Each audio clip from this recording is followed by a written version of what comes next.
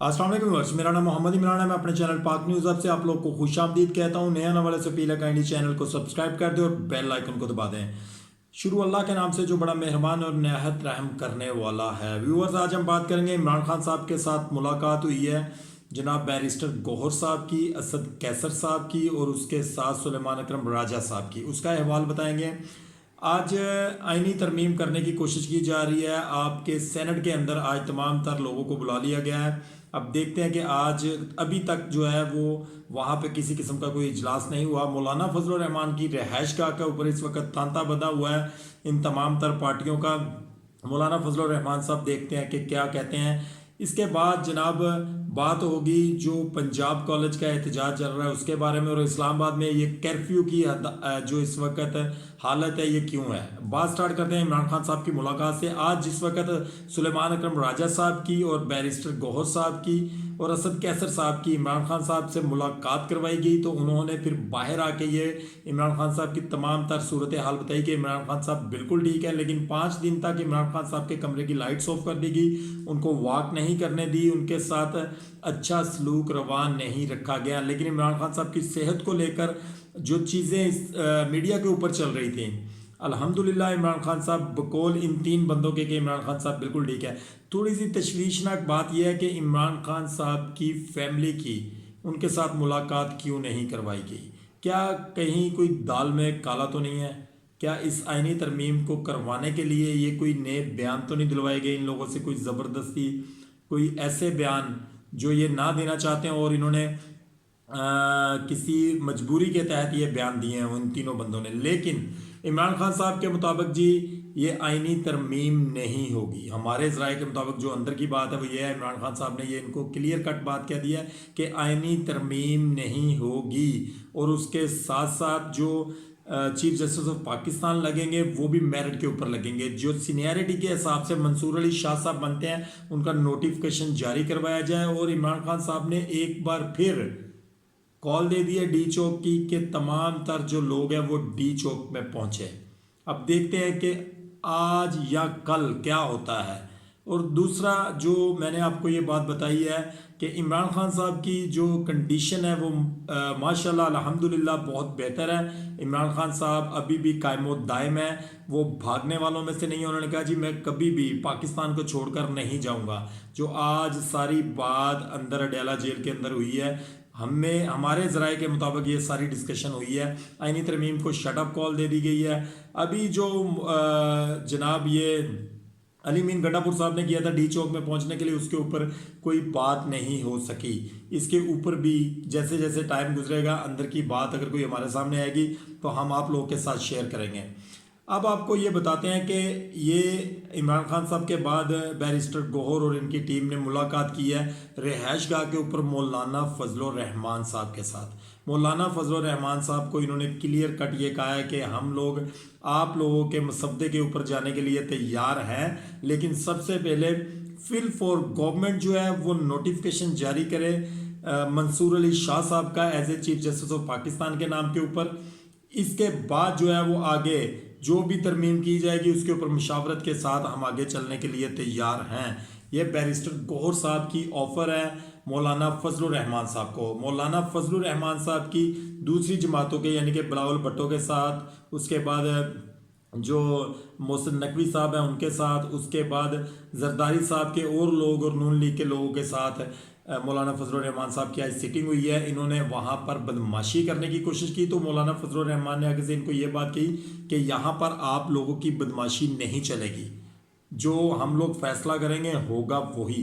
अब देखते हैं कि ये सेनेट का जो इजलास है वो बगैर किसी रिजल्ट के ख़त्म हो जाता है, वोटिंग होती है या नहीं होती। फ़िलहाल आज सेनेट के अंदर जनाब जो गवर्नमेंट है उन्होंने आज इजलास बुलाया था कि आज हम आईनी तरमीम करेंगे और वोटिंग करेंगे। आपको ये बात बताएं, जो आज मीटिंग हुई है मौलाना फजल रहमान के साथ, बिलावल भुट्टो का वहाँ पे ये कहना था कि हमारे पास वोट पूरे हैं। उसके ऊपर मौलाना फजल रहमान साहब ने इनको ये बात कही है कि अगर आपके पास वोट पूरे हैं तो आप जाके अपनी वोटिंग करवा सकते हैं और आप आईनी तरमीम कर सकते हैं। अगर आप हमारे बगैर कर सकते हैं तो जाके करवा लें, हम अभी इसके ऊपर कोई किसी किस्म का जवाब नहीं देंगे। मौलाना फजल रहमान साहब वक्ती तौर पर डट चुके हैं। पीटीआई ने टफ टाइम दे दिया है गवर्नमेंट को और प्लस मौलाना फजलुर रहमान को ये बात करके कि मंसूर अली शाह साहब का नोटिफिकेशन जारी किया जाए, अदरवाइज हम किसी के साथ नहीं खड़े होंगे। उन्होंने कहा मसदे के ऊपर या आईनी तरमीम के ऊपर बाद में बात होगी, वो जो भी होगा वो हम बैठ के डिसाइड कर लेंगे, लेकिन वक्ती तौर पर आप मंसूर अली शाह साहब का नोटिफिकेशन जारी करवाएं गवर्नमेंट से। अब देखते हैं कि गवर्नमेंट क्या करती है। थोड़ी देर पहले तक सेनेट का इजलास जो था वो शुरू नहीं हुआ था, अब देखते हैं आगे क्या होता है। आज आपको ये बात बताएं कि हमारे जो काजी फायज ईसा साहब हैं वो उनके जाने में रह गए हैं पीछे 5 दिन। अभी थोड़ी देर के बाद 5 दिन बाकी रह जाएंगे, 25 को उन्होंने जाना है और उससे जाने से पहले पहले वो नया कोई चंद चढ़ाना चाहते हैं। चंद चढ़ाने से मुराद ये कि वो आईनी तरमीम को लेकर बड़े पॉजिटिव हुए हैं और वो कहते हैं कि ये आईनी तरमीम होनी चाहिए। उन्होंने आज रजिस्ट्रार से ये बात कही है कि मुझे कल का नोटिफिकेशन जो जारी किया गया था कि तमाम तर जो फैसला सुनाया गया है, यानी कि जो ऑलरेडी ये इसके ऊपर सीटों के ऊपर फैसला सुनाया गया था, वो सीटें जो पीटीआई को देने के लिए कहा गया था, उसका नोटिफिकेशन किसने जारी किया था, जो कल सुप्रीम कोर्ट की तरफ से रिपोर्ट हुआ है मीडिया के ऊपर, सोशल मीडिया के ऊपर भी और इलेक्ट्रॉनिक मीडिया के ऊपर भी। उन्होंने कहा जी सबसे पहले मुझे वो दिया जाए, ये किन जजेस ने ये इसको जारी करने का हुक्म दिया है। वैसे नॉर्मली पाकिस्तान के अंदर रूल्स और रेगुलेशंस ये हैं कि कोई प्राइम मिनिस्टर या कोई चीफ जस्टिस जिस वक्त और प्लस आर्मी चीफ, जिस वक्त पता ये चल जाता है कि नए आर्मी चीफ का ऐलान होने जा रहा है या चीफ जस्टिस का या प्राइम मिनिस्टर नए आने वाले हैं, तो उस वक्त उस लास्ट 3 to 5 डेज या लास्ट 2 वीक से उन लोगों की बातों का इतना असर नहीं लिया जाता, वो जो मर्जी कर लें। लेकिन काजी फायज ईसा साहब इस वक्त इस सिनेरियो में भी कि उनको ये पता है कि 25 को उन्होंने घर जाना है और हर सूरत जाना है, तो फिर भी वो अपने कोई ना कोई नोटिफिकेशन जारी कर रहे हैं कि मैं ये करके चला जाऊँ, मैं वो करके चला जाऊँ। ये याद रखिएगा काजी फायज ईसा साहब, आपको आवाम कहीं भी माफ़ नहीं करेगी। जिस दिन आप रिटायर्ड होकर घर जाएंगे वो 5 दिन बाद जाएं या तरमीम करवाने के बाद 3 साल के बाद जाएं, आपका पाकिस्तान में रहना और आपका या आउट ऑफ कंट्री रहना इतना मुश्किल हो जाएगा कि आप आज के इस अपने जो ऑर्डर जारी कर रहे हैं इसके ऊपर आपको पछतावे के अलावा फिर कुछ नहीं मिलेगा। इंसान अपनी लाइफ में कोई एक अच्छा काम करता है कि मैं ये अच्छा काम अपनी लाइफ में जिससे इंसान का दिल मुतमिन होता है। मेरा नहीं ख्याल कि जितने फैसले अभी आपने चीफ जस्टिस बनने के बाद दिए हैं, शायद अपना भी ज़मीर आपका उसके ऊपर मुतमिन हो। पंजाब कॉलेज को लेकर कहानी ये चल रही है कि आए दिन बच्चे उठाए जा रहे हैं। कल हमारे एक बहुत करीबी जानने वाले हैं, उनका 7वीं क्लास का स्टूडेंट, उनका बेटा जो कि किसी सरकारी स्कूल में वो पढ़ रहा था, उसको इस्लामाबाद से उठा लिया गया। जिस वक्त सुबह की हम लोग इन्वेस्टिगेशन कर रहे हैं कि वो बच्चा किस जगह पे है, तो आपको ये बात बताएं कि सबसे सुबह पहले पता चला सेक्रेटेरिएट थाने में है, वहाँ पे चेक करवाया गया, वहाँ पे बच्चा नहीं था। फिर पता चला थाना कोसार में है, वहाँ पे बच्चा नहीं था। इस्लामाबाद का कोई थाना उन्होंने नहीं छोड़ा, लेकिन बच्चा अभी तक बाजियाब नहीं हुआ और ये पता ही नहीं है कि बच्चा किस जगह पे है। पीसी कॉलेज को लेकर, जनाब पंजाब कॉलेज को लेकर जो स्टूडेंट्स इनको मिले हैं, यूनिफॉर्म में मिले हैं या किसी पार्किंग एरिया में मिले हैं या इनको रोड पर जाते हुए मिले हैं, इन्होंने अपना कोटा पूरा करने के लिए पुलिस वालों ने बच्चों को उठाना शुरू कर दिया है, स्टूडेंट्स को उठाना शुरू कर दिया है। और मैंने कल आपको ये बात बताई थी कि कम से कम 2 लाख रुपया एक बच्चे की कीमत है। अगर आपने अपना बच्चा छुड़ाना है तो अगर FIR में नाम आने से पहले पहले आप पहुंच गए तो 2 लाख रुपया दें और अपना बच्चा ले जाएं।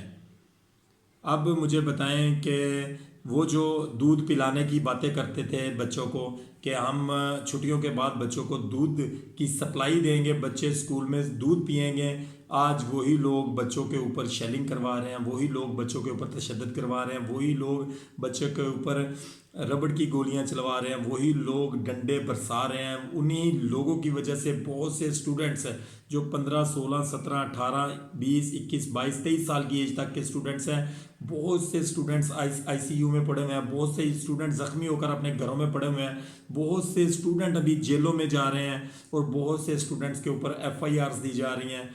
क्या आप इन बच्चों के मुस्तकबिल को ख़राब करना चाहते हैं? आप इन बच्चों को प्यार से अपने बच्चे समझकर क्यों नहीं डील कर रहे? आप लोगों को चाहिए, वज़ीर आला पंजाब मरियम बीबी को ये चाहिए कि बच्चों के साथ अपने बच्चे समझकर सलूक करें, तो मेरा ख्याल है कि मैटर अब तक रिजॉल्व हो जाता। इसमें कौन सी ऐसी बात है, अगर वाक़या हुआ है तो लोगों को क्यों गिरफ्तार नहीं किया जा रहा? एक सिक्योरिटी गार्ड को गिरफ्तार करके आप ये क्या साबित करना चाहते हैं कि आपने कौन सा तीर मारा है? अंदर की कहानी जब बाहर आएगी तो फिर कहाँ पे मुँह छुपाएंगे आप लोग? आपने देखा होगा जिस वक्त जैनब का रेप केस हुआ था, उसको कत्ल कर दिया गया था, तो उसके वालिद साहब का माइक जो है वो मियाँ शहबाज शरीफ साहब ने बंद कर दिया था। वो कोई बात बताने लगे तो इसी तरह से मरियम बीबी की कॉन्फ्रेंस के अंदर जब स्टूडेंट ने ये बात की, लड़की ने ये बात की कि जो चश्मदीद गवाह है, तो उसी वक्त मरियम बीबी ने वो माइक बंद कर दिया और कहा कि जी ये जो बात ये कर रही हैं ऐसा कोई वाक़या हुआ ही नहीं है, कोई चश्मदीद गवाह है ही नहीं है। जब वाक़या ही नहीं हुआ तो गवाह कहाँ से होगा? ये हालात हैं जनाब। पाकिस्तान के अंदर इस वक्त जो कंडीशन है वो ये बनी हुई है पंजाब कॉलेज के स्टूडेंट्स को लेकर।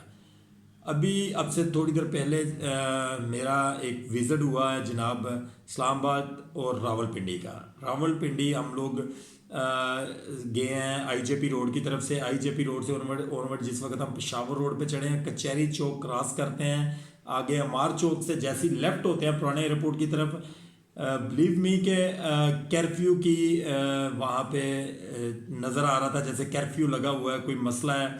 वहाँ पे आपको पंजाब पुलिस, फिर जैसे आप कराल चौक पहुँचते हैं इस्लामाबाद पुलिस, आपको एजेंसियों के बंदे, आपको आर्मी, आपको रेंजर, आपको हर तरह की सिक्योरिटी एहलकार वहाँ पे 6-6, 8-8, 10-10 फुट के फासले पर, 20-20 फुट के फासले पर या 20-20 कदमों के फासले पर खड़े हुए नज़र आए। तो जो इस वक्त हालात बने हुए हैं इस्लामाबाद के अंदर, सेम ये वही हालात है जिस वक्त इमरान खान साहब को एज ए प्राइम मिनिस्टरशिप से उतारा गया था उस रात।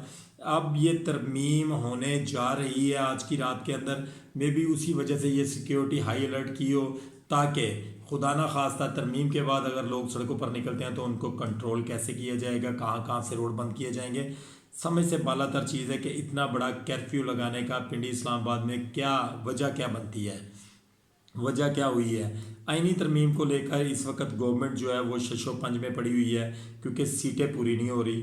सीटें पूरी ना होने की वजह से जो इनकी कंडीशन है वो इस वक्त दिमागी कंडीशन ऐसी है कि ये लोग दिमागी तौर पर मफलूज हो चुके हैं और ये लोगों की बहू बेटियों बच्चों माओं को घरों से उठा रहे हैं ताकि वोट जो है वो तरमीम के हक़ में डलवाया जा सके।